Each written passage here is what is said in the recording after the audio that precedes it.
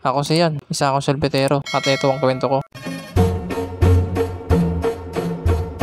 Papasok na nga ako ng sementeryo at may mga bantay nga. Pero kahit may bantay, dire-diretso pa rin ako. Baka kasi hindi nila mapansin. Kasi sa totoo lang, bawal talaga pumasok dito ang vendor. At yun nga, sinita ako. Kaya niliko ko yung karo ko. Mahirap to. Sa loob pa naman maraming tao. At doon ako makakabenta. Buti nila may alam akong daanan. Doon na lang ako dadaan. Tumabi muna nga ako dito. Kasi may bibili. Kaya tinakalan ko na nga ng ice cream yung bumili. 2.10 pala yung binili. Pero mas okay sana kung makakapasok ako sa loob. Tapos ko natakalin yung ice cream niya. Pagkatapos nga umalis na ako. Habang naglalakad nga ako, nakita ko nga tong utol ko. Hindi rin nga daw siya pinapasok kasi bawal daw yung vendor doon. Kaya sabi ko sa kanya, ikot na lang kami. May alam akong daanan. Kaya sumama na nga sa akin. Mahigpit talaga kapag undas kasi maraming tao doon sa loob. Kaya bawal talaga yung vendor. At buti na nga lang may alam kami daanan. Andito na nga kami sa iskinita papasukan namin. Pag diniretso pala namin tong iskinita na to, labas na nito sementeryo. Dito wala nagbabantay kasi maliit na iskinita lang to. Nakapasok na kami ng utol ko dito sa iskinita. At pangit yung panahon ngayon kasi umaambon. Pero okay lang to, tsatsagayin ko na lang.